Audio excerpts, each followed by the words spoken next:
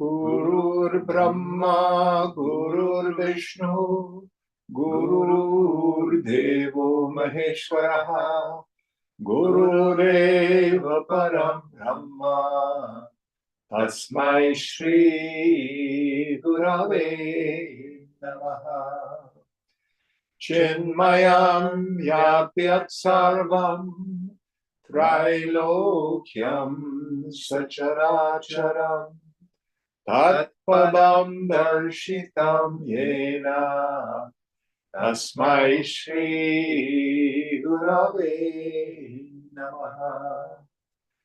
Tvameva Mata Cha Pita Tvameva Tvameva Bandhuscha Sakha Tvameva Tvameva Vedyam Ravinam Tvameva Tvameva Sarvam Namate Deva Tvameva Sarvam Namate Deva. Jai Guru. Om Sahana Bhavatu Sahanau Bhunaktu Sahaviryam Karavabhai Tejasvinavadhitamastu ma vidvishavahai. Om Shanti Shanti Shanti. So where are we in our text? We're in chapter 13 on verse 40.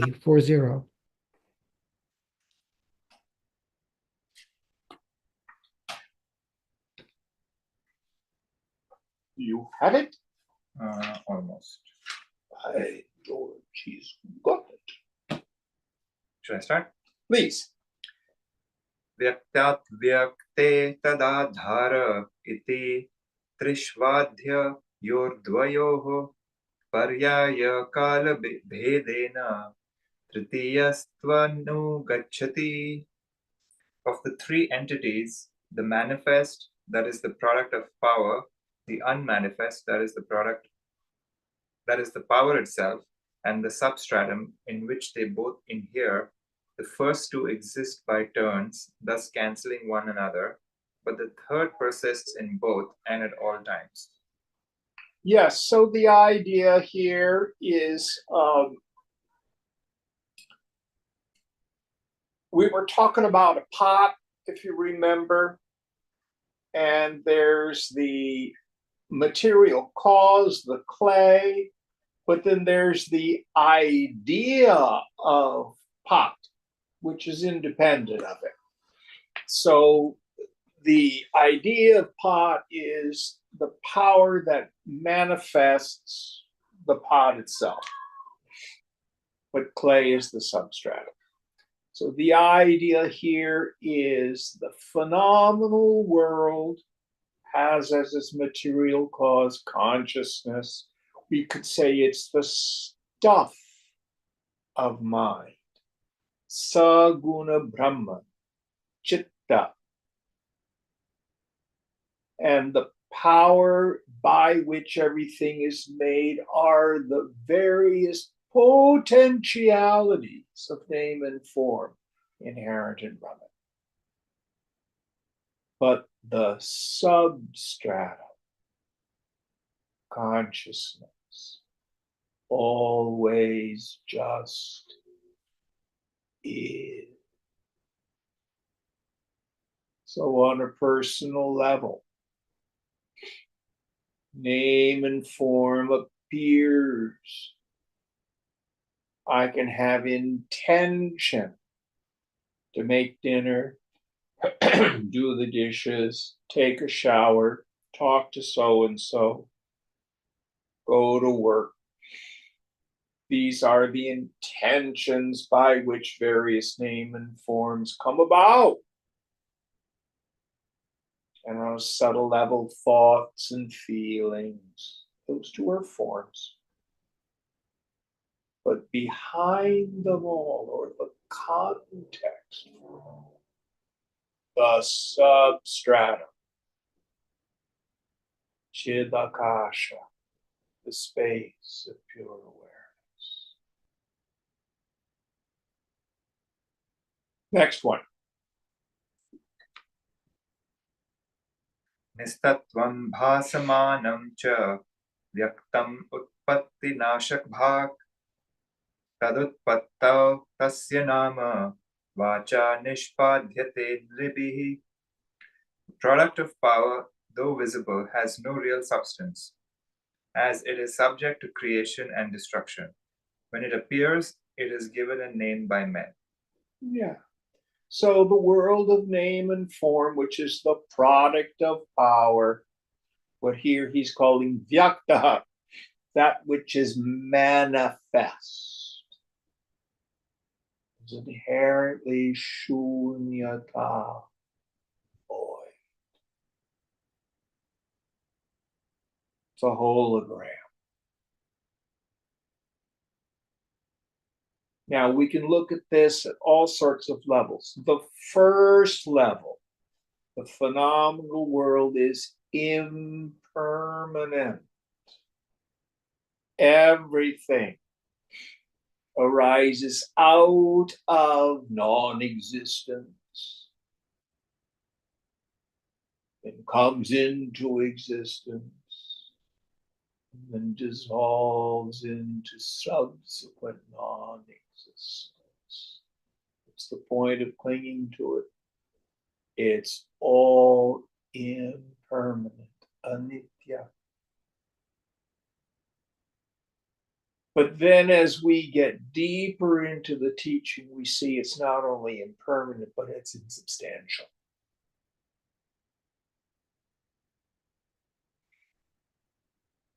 And then when we study Mandukya, we see there's no real difference between the names and forms in the dream state and the names and forms in the waking state. They come about sankalpena, by means of imagination. Seen, but not real. Now, so what? Don't take it seriously. Oh, Jim, gloom and doom, it's happening, gloom and doom. No. Sarvam kalvidam brahma. It's just a movie. Just like in the theater, the screen on which the movie is projected undergoes no change. If it's a romance or a horror film or a thriller, the screen is the same. Likewise, this world is projected onto the screen of consciousness itself. Now, one of my favorite verses in Gita in the second chapter is the 16th verse, where Krishna basically says, if we divide the world into things and beings, so if something has sat existence, we can say the chair exists, the table exists, the couch exists, Puneet exists. Things that are asat, that have no existence, the horns of a hare, the child of a barren woman, the castle in the air. These are imaginations. They are asat. Set that on the shelf. Now let's talk about bhava, being. We're back to things and beings. Puneet is a being. The dog is a being. The chair is a thing. In the 16th verse, Krishna says, if it doesn't have being, it has no existence.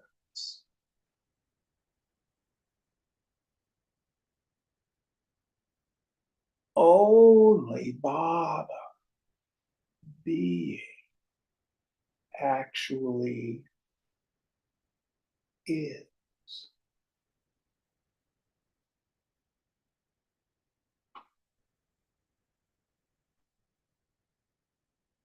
That which is perceived as other than being is asat. It has no real existence.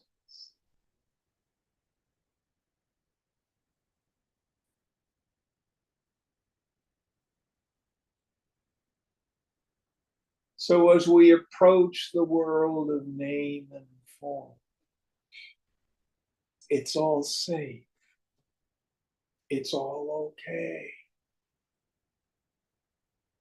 And in the Vishwa, the waking state reality, the Jagat, it has its own laws. It's unfolding according to cosmic law. Why fight the inevitable?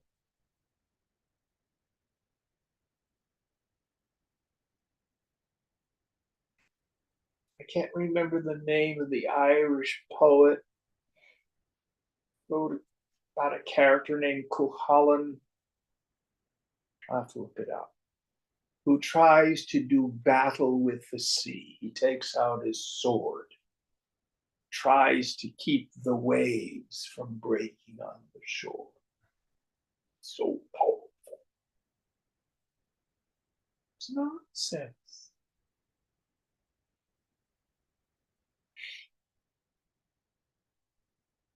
So the inevitability of the unfolding of cosmic law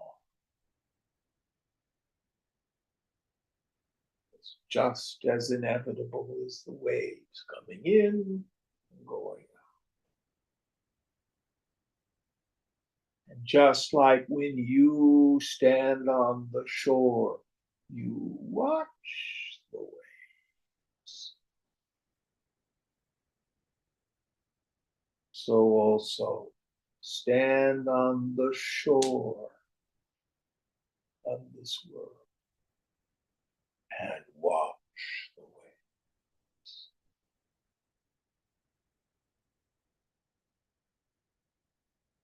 Brahma Satyam Jagan. Brahman alone is real.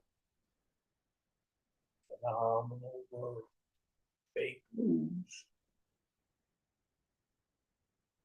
Next verse.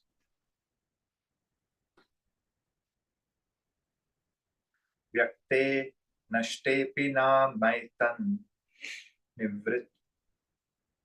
nivrikrtreshvanuvardate tena namna nirupyatvad vyaktam tadrupa muchyate. When the product perishes, its name continues to be used by men. Since it is indicated only by name, it is said to be of nominal existence. Yes. So we can have something like an object. I can say, oh, I have a pot, a dish, a favorite porcelain dish that was my mother's. And then I had a dinner party and it broke. It's gone. But oh, I remember. I can call up my brother. Do you remember the dish that was mother's? So the idea of the form continues, even though the form itself is gone.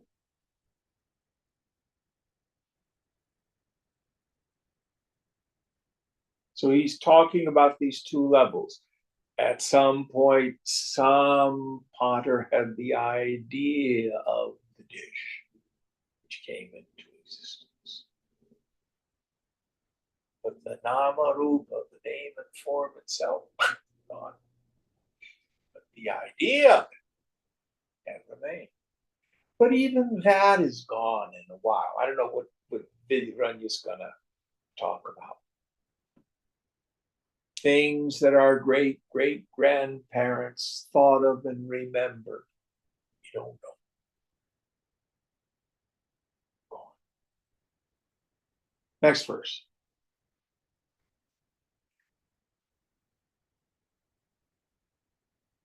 Nistattvadina Chitvadvatva Vacharambhana Namatah Vyaktasya Natu Tat Rupam Satyam Kinchina Mridadivat.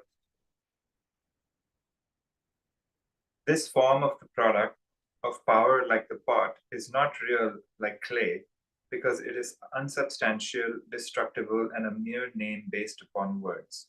Yes. So the idea of mother's dish is just an idea. It's nothing substantial. It's nothing real. It's just a name.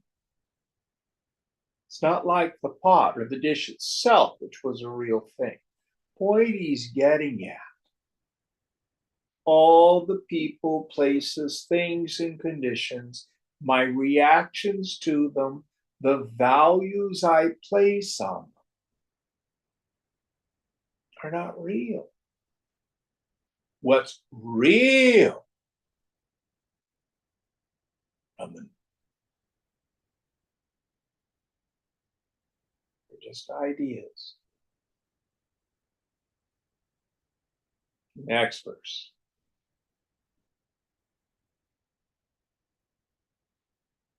Vyaktakale Tata Purvam Urdhvam Pyekarupa Bhak Satatvam Avinasham Cha Satyam Ridastu Katyate. The substance, clay, is said to be the real entity because by nature it is unchanged, substantial, and indestructible at all times, before the production of the pot, after its destruction, and even while it is manifest. So he's talking here about the distinction between the material out of which the pot is made. This is its substratum, which continues to exist. It's there before you make the pot, after you make the pot, and it's even there when it's pot. So also these various body, mind, intellects with the ahankriti, the karta, the sense of doership, is like a clay pot. But the substratum of identity, me, like the clay, is an unchanging reality. That's why I like to say when you were a child, you had a little body. You went through adolescence, your body changed. You became an adult, your body changed again. For some of us, we're now in our golden years. That's such a silly euphemism. Bodies have really changed. But I undergoes no change. I cannot tell you how many old people I've spoken to. And they say, inside, I'm still me. Now, they superimpose, I'm a 25-year-old hottie, but, you know, what they really need is inside this continuous existence. And when we examine it, it's a changeless reality.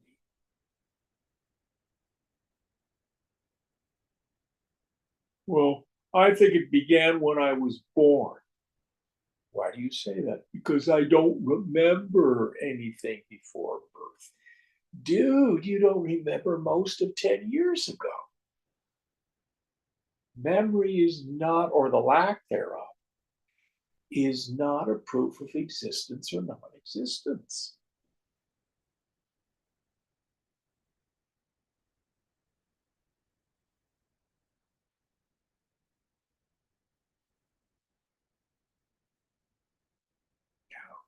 Will that I continue to exist when the body drops away?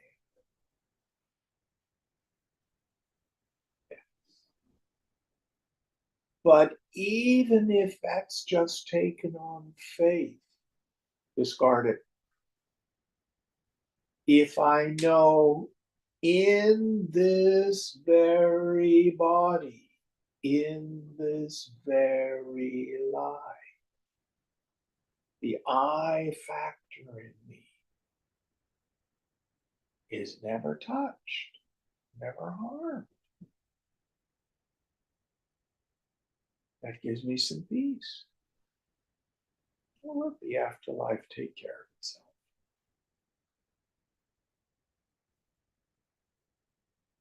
Next verse.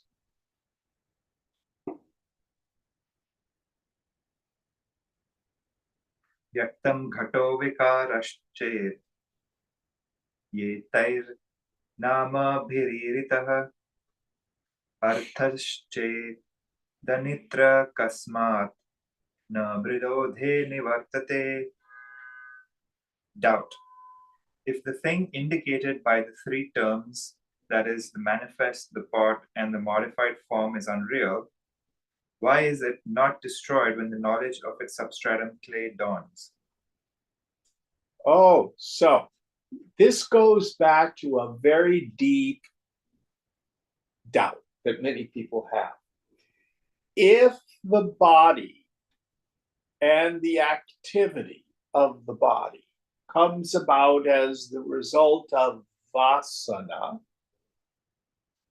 and we say that the jnani, the person of steady wisdom, is free from vasana,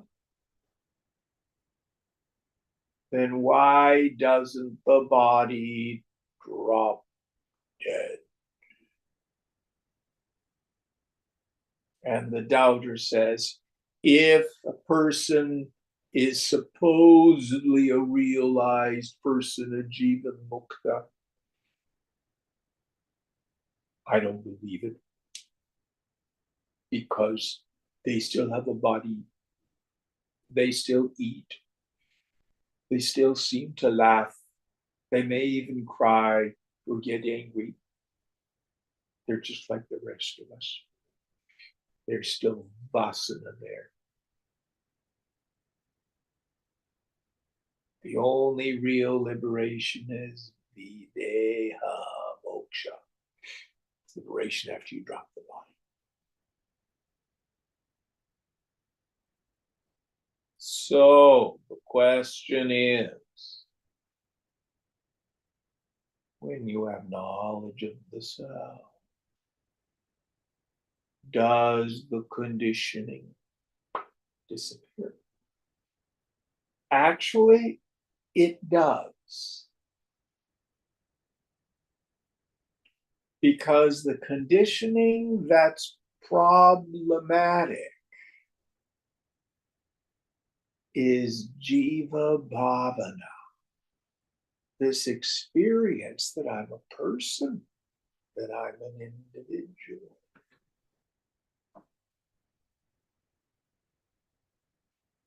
And that does disappear.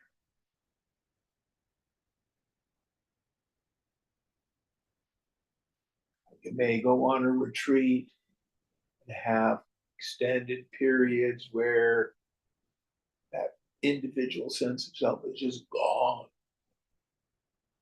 It may return because there's still some vasana. It may not. If it returns, you do more tapas.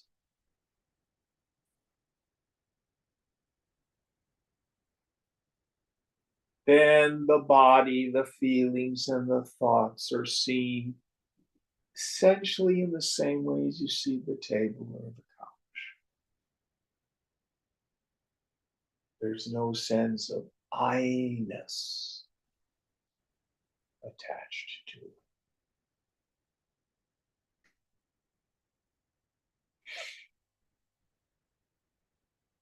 Going on, let's see what the Urania says about the doubt.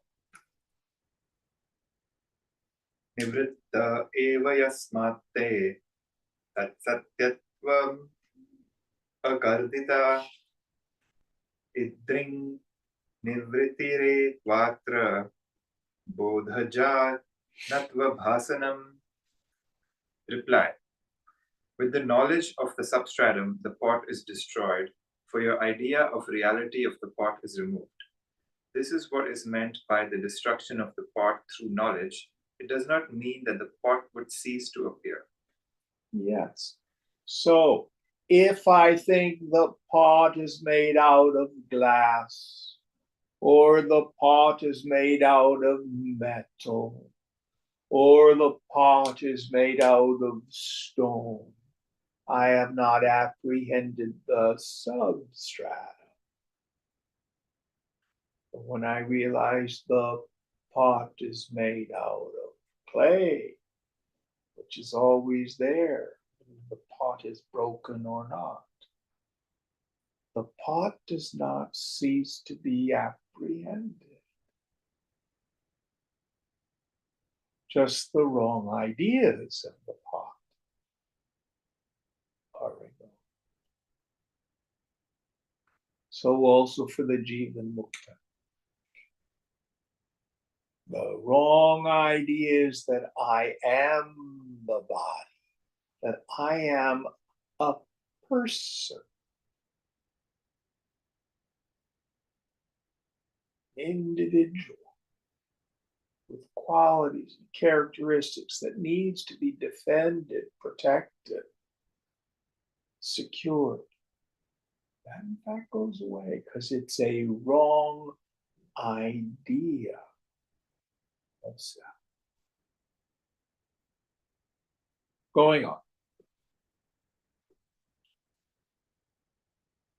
Umana dhomukho nire bhatopyasti na vastutah tatastham artyavatsminna naivastha kasya chitkvachit.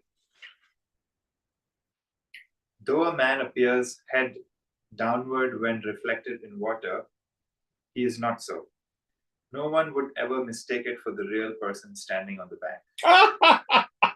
I like that one. Oh, it was so weird. I went over to Lake Merritt and I looked in the water and I saw all these people standing on their heads. No one thinks the people seen in the lake are real people standing on their head with their feet in the sky. What are they? Pratibimba, reflections. Going on.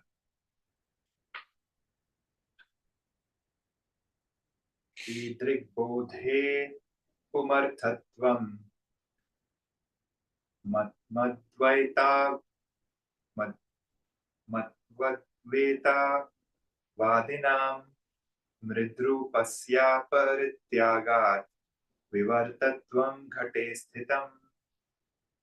According to the doctrine of the non-dualists, such knowledge, that is the knowledge of the unreality of the superimposed thing, the world, gives liberation, the supreme goal of life.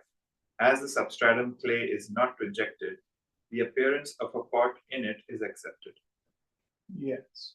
So the idea here is we start with a direct experience. That's why in the beginning classes, I have to make sure that people don't say, well, what do you think about the self? Well, this is what I think about the self. What do you think about God? This is what I think about God.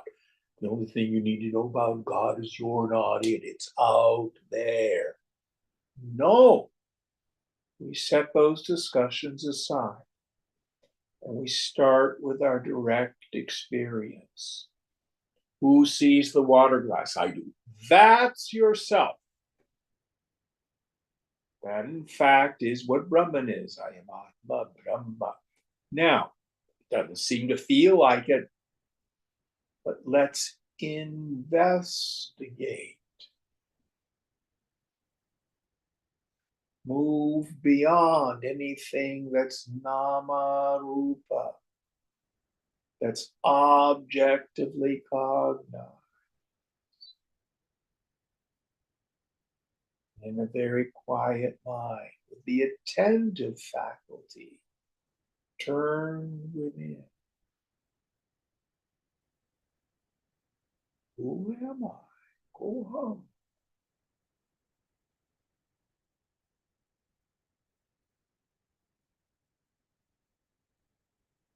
And what do I perceive? The Sangoham. I'm unattached to the world of name and form. Sachidananda Rupaham. My nature is pure existence, Sat. Pure awareness, Chit.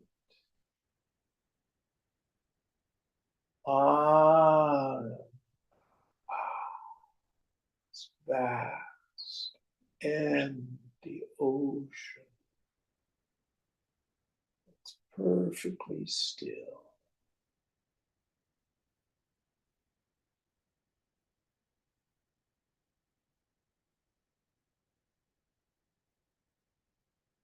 And even when the mind is active, when are you ever not you?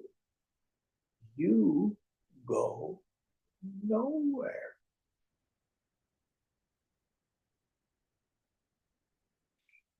Now, I don't know whether they still do it in India, but when I was there in 93, 94, and I was on pilgrimages, we would be hiking up to these temples, the headwaters of all the sacred rivers, and you'd come upon a tea stall. And in the tea stall, the cups that they would use would be sun-fired clay. Do they still do that? Some places, yeah. Yeah. And then the tea wali, he puts the tea in the cup. So what do you do when you finish your tea? You toss the cup Where? in the trash. In the garbage can? He collects it separately. I guess he reuses it. Well, what Break if they, what we did? Break it. Yeah, because it's just clay. It was mud clay before he made the day's cups. He made the day's cups and they were sun fired, used them for his customers. And after that, they go back to clay. It was always just clay. So also, everything in this world of name and form is as permanent as a clay teacup.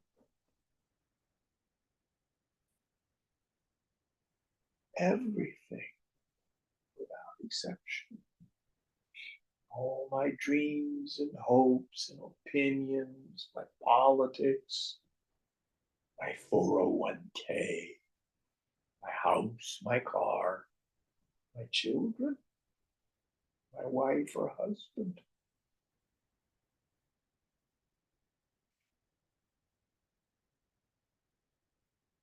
Prime Minister, the President, all of it.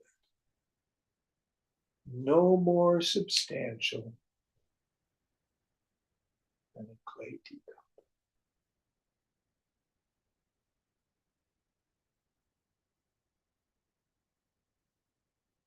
Including my own body, mind, intellect.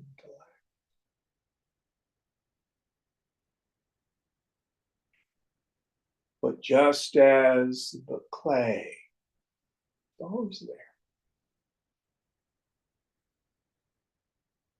what's important, what's personal,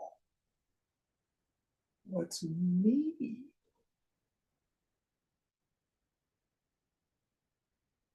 Never touched. Don't believe me. Get very quiet.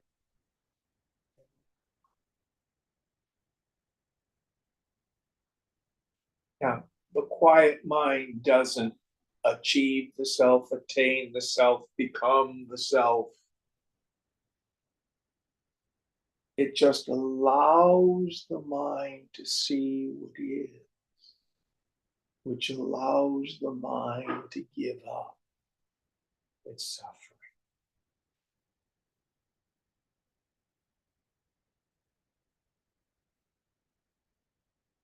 Next verse.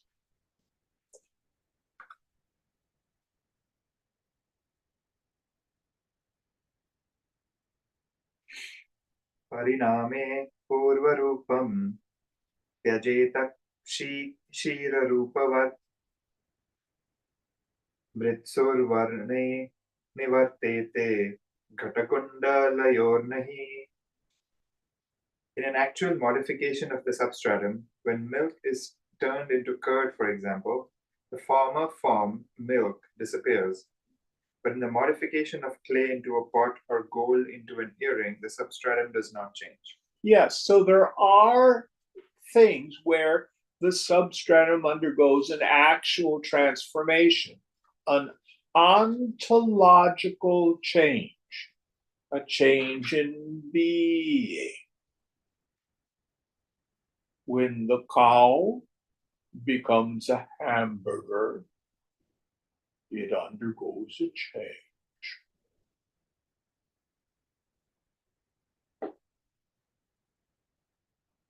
But in the image of a clay pot, the clay does not undergo a change. You are not like a cow becoming a hamburger. Although many people think so. Oh, Aunt Mary is dead, and there she is lying in the coffin or going into the cremation fire. She is being burnt. She is being buried. That's the cow becoming a hamburger. No. Sarvam Kalvidam Brahma. All this is verily Brahman. And Brahman undergoes no real change.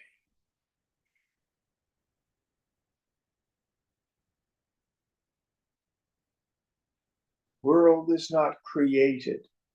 The world is not manifested. The world is imagined.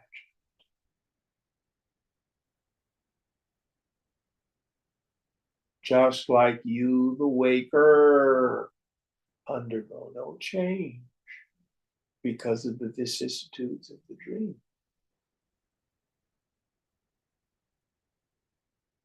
This is no different. Next verse. घटे भग्नेन मृद्भाव कपालानामवेक्षणात् मैवं चूर्णेऽस्ति मद्रूपं स्वर्णरूपं त्वत्ति स्फुटम्. Doubt. When a pot is broken into pieces, they do not reassemble the original clay, for broken pieces are only seen. Reply. It is not so, for when reduced to powder, they do. The persistence of gold in the earring is very clear. Yes. So you can say, okay, well, the pieces of the pot are there, like I am taken off into various reducible pieces when I die. No.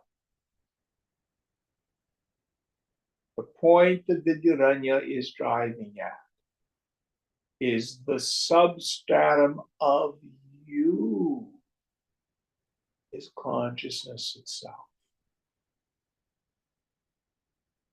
which undergoes no real change.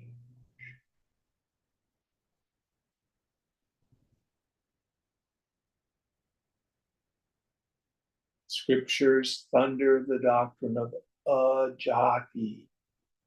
There is never any real.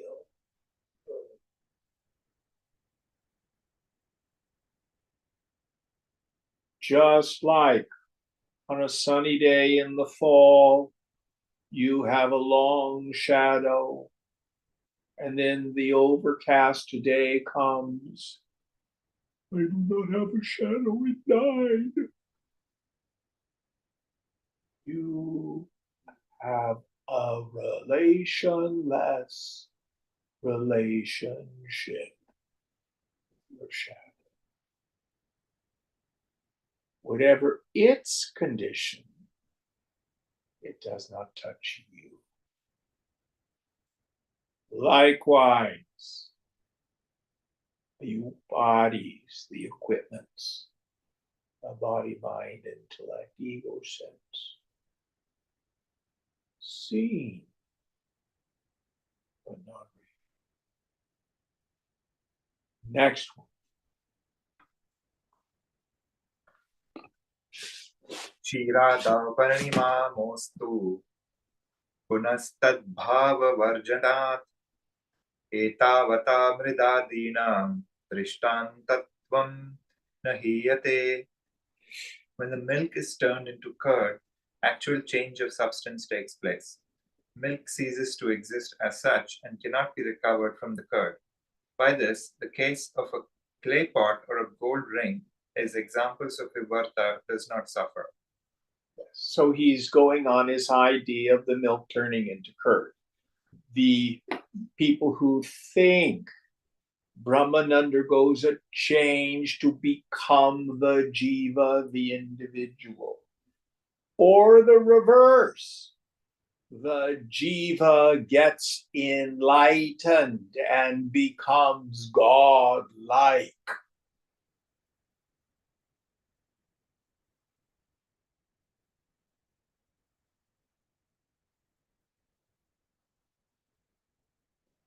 For those of us who have come from a Christian background, David especially, in the Orthodox tradition, they have a notion called theosis.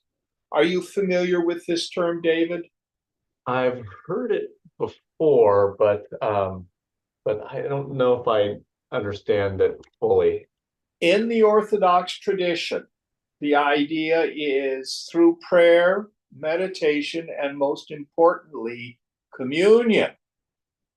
Remember what Mark used to say, receive what you are, become what you receive. Remember he used to say that? I do remember that, yes. That is theosis. So the exoteric meaning is you and I more and more become like Jesus every day.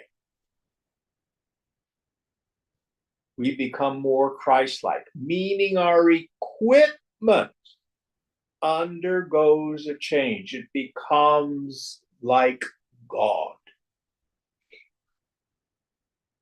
Jesus said, don't you know that ye are gods? But that's not the deeper meaning. The finite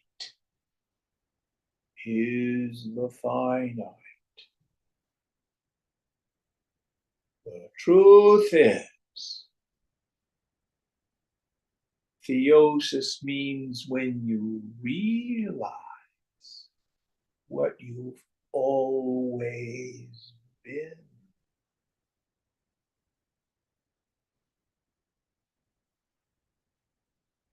I and the Father are one. He who has seen me, the real me, not the body, has seen him who sent me. I is the way, the truth, and the life. no one comes to the Father except through I. I play with the pronoun there, so you get the idea. So, what's the difference between a Jesus, a Krishna, a Ramana Maharshi, and suffering people? It's in the mind.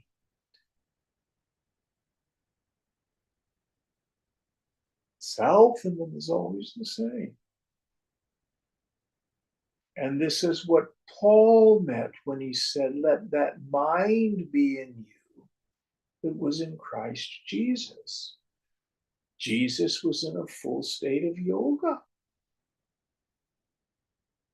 He had the conscious, direct experience that I and the Father are one.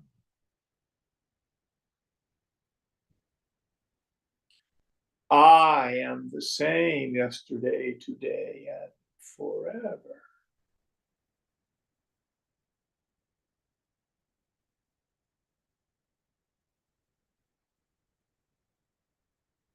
Some people think Jesus was the great exception. But the mystic understands that Jesus was the great example. Like every avatar, every Mahatma, he showed us, listen carefully, what it is to be fully and truly human.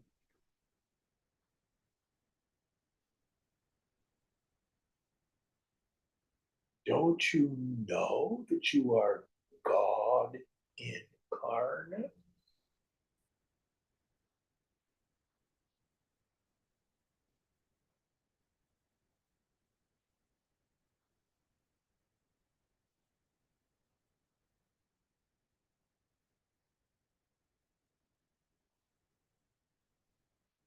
Because the substratum never changes.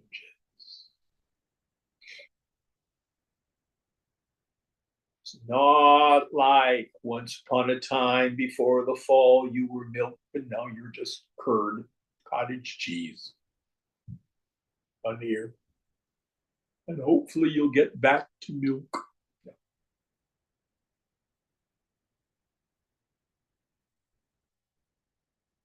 Self in you.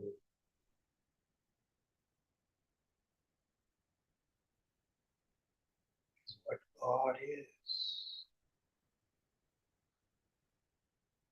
Chidananda Rupaham. Shivoham, Shivoham. My nature, my form is bliss consciousness.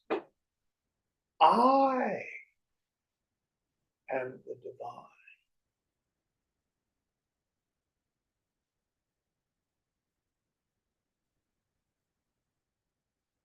Now, paradoxically, someone used to say the way to heal the mind is to get out of the mind. In that process, the mind and the equipment does undergo a transformation. The clay assumes the form of something quite beautiful.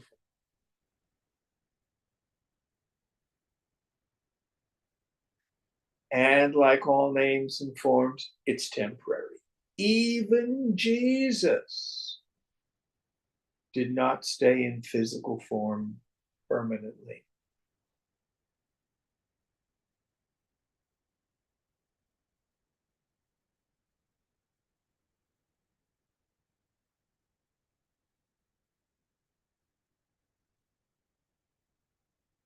Is this useful just to get a little kind of comparison with the Christian scripture, David? Yeah, I appreciate that. Me too. The truth is everywhere. Jim, I am curious about the example of the milk and the curd, though. I'm not seeing I'm not seeing kind of where that's going. Well, do you get the idea of the cow and the hamburger? The cow undergoes a very drastic change when it becomes a hamburger. The problem is, if you think you are the body, your body undergoes ontological change. Where is the 6-year-old David?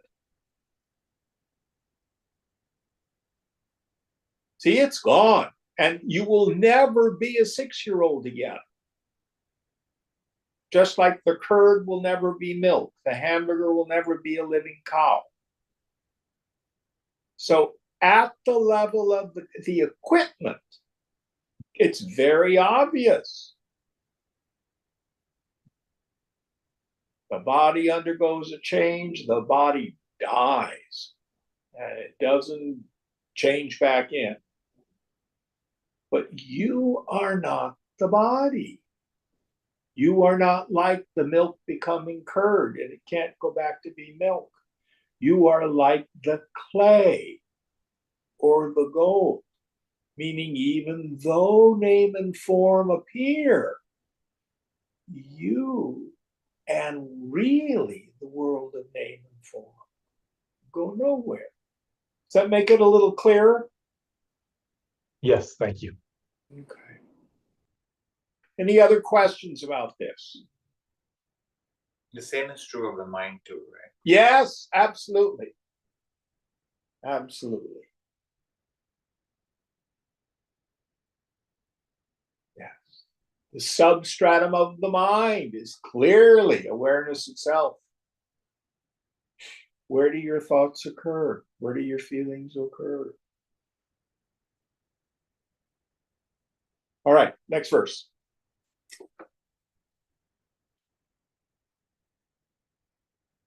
आरम्भवादिनः कार्ये मृदो द्वैगुण्यमापते रूपस्पर्शादय प्रोक्ता कार्यकारण्यो पृथक्. According to the Arambhavadins, clay should have two sets of properties, those of the cause and those of the effect. For they hold the properties of the effects are different from those of the cause, which is, however, not the case. Is this Vidyaranya talking or the objector? Vidyaranya. He's talking about the Arambhavadins. I'm not sure about the Arambhavadins. Let's go on and see if he clarifies the point.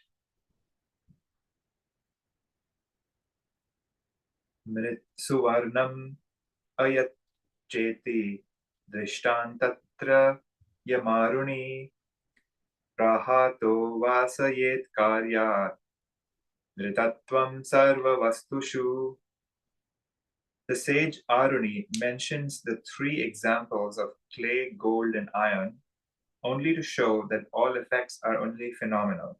Therefore, one should fix in mind the unreality of all effects. Yes, that's his point. So I think the deep thing he's trying to argue against is this idea we get in Hindu religion of the transmigrating soul. It's right there in Gita. As a man casts off old worn out garments and gets new ones, so the embodied soul casts off this body and takes up new ones. Why grieve over this? This idea you accrue merit and you come back with a better life. You do sinful things, you come back with a worse life. It's a major idea that you find. Now, this is a useful notion. It is at best a partial reality because it implies that there's an individual jiva, a transmigrating soul, that undergoes, the term I'm using is ontological change. It accrues merit, it accrues sin. And it has to expiate these things. Then all of a sudden, astrology starts to be important. Oh, where were you born? You see, all of this starts to only have relevance for an individual. And then the idea of moksha is I'm an individual and I'm going to change into something supernatural. I'm going to get realized, not this lifetime, maybe many lifetimes later, I will become a realized soul. That I undergo a change. That's not what liberation is. The self in you does not undergo a change. The mind realizes the fundamental unreality of a personal sense of self.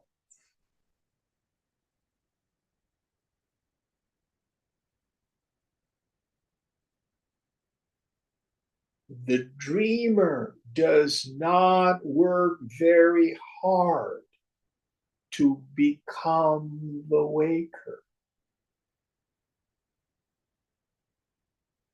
What happens to the dreamer when you wake up? Gone. But there is a substratum to both the dream and the waking state. Both are known by me. I do not undergo a change. Only what I see, only what I know continues to change. Just like in the dream state, all the people, places, things, and conditions, feelings and thoughts, memories and ideas are nothing but my one unified mind, fracturing, splintering, refracting as that world of knower, knowing, and know. This is no different. This is no different. Take it easy. Don't worry.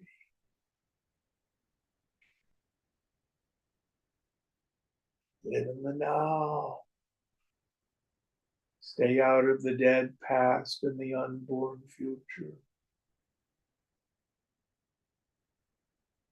Appreciate the vividness of the now.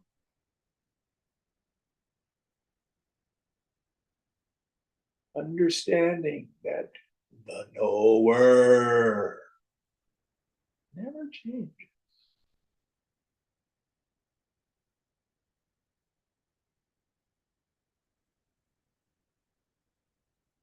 Next verse.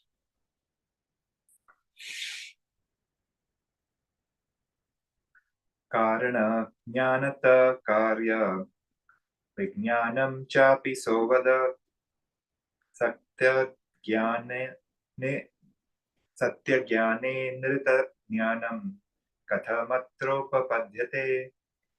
Aruni holds that a knowledge of the cause implies a knowledge of all its effects. But how would a knowledge of the unreal effects arise from a knowledge of their real cause?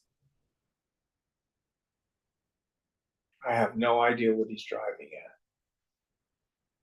at. I think it's the idea here that if I know the self, do I then know all the particulars about the phenomenal world?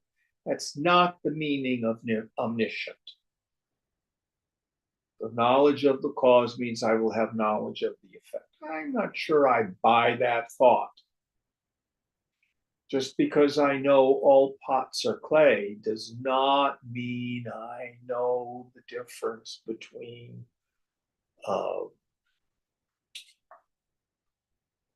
English wedgwood and French Limoges. I do not know that at all, even though I know clay. Going on. Sramit kasya vikarasya karyata loka drishtitah vastavotra mrida shostya bodha karana bodhatah.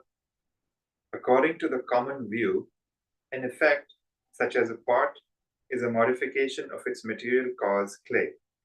The clay portion of the pot is the real substance. Therefore, when the clay of the pot is known, the real portion of substance of the pot is also known. Yes. So what is there to be known about the difference between Wedgwood and Limoges china?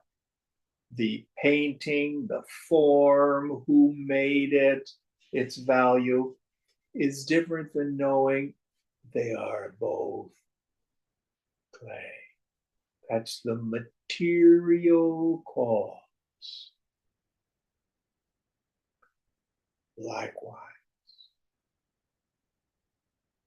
I may not know all there is to know about the material world. For example, Nisargadatta Maharaj was a largely illiterate man. He was very low social class. His father was a domestic, was a servant. He was a farmer.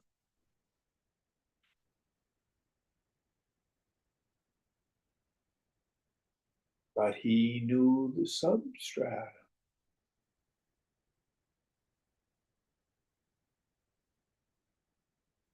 And there's more to that. He knew his own mind.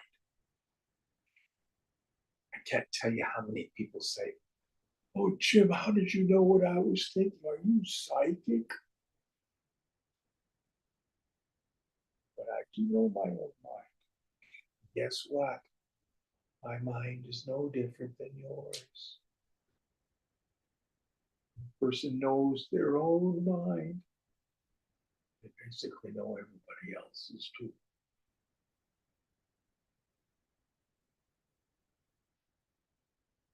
Going on. How much more in this chapter? I had forgotten how many verses we have. Quite a few. Okay. I think 50 more. Nrittansho na bodhavya tadho dhanupayogatah tattvajnanam pumartham syat nanrittanshavabodhanam. The unreal portion of the effect need not be known because its knowledge serves no useful purpose. A knowledge of the real substance is necessary for men, whereas a knowledge of the unreal portion is useless. Yes. So if I want to be a potter, what's important is that I know what's good clay to make pots out of. Knowing about stones or glass not going to do me much good. His point here is don't get caught up in understanding the world of name and form. It's of interest. Trinkets and baubles, I like to say. But what's important? Know what's real. Know the substratum. And here the point is not only the substratum of my own body, mind, intellect, me, the substratum of the phenomenal world.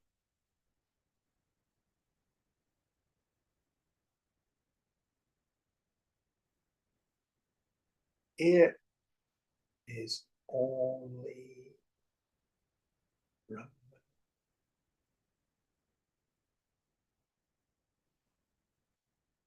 Names and forms just keep shifting and changing like a kaleidoscope.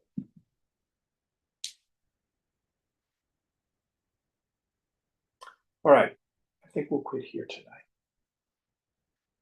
Om Purnamada Purnamidam Purnat Purnamudachyate Purnasya Purnamadhaya Purnameva Vashishyate. Om Shanti Shanti Shanti. Hari Om Sri Guru Bhyo Namaha. Hari Om.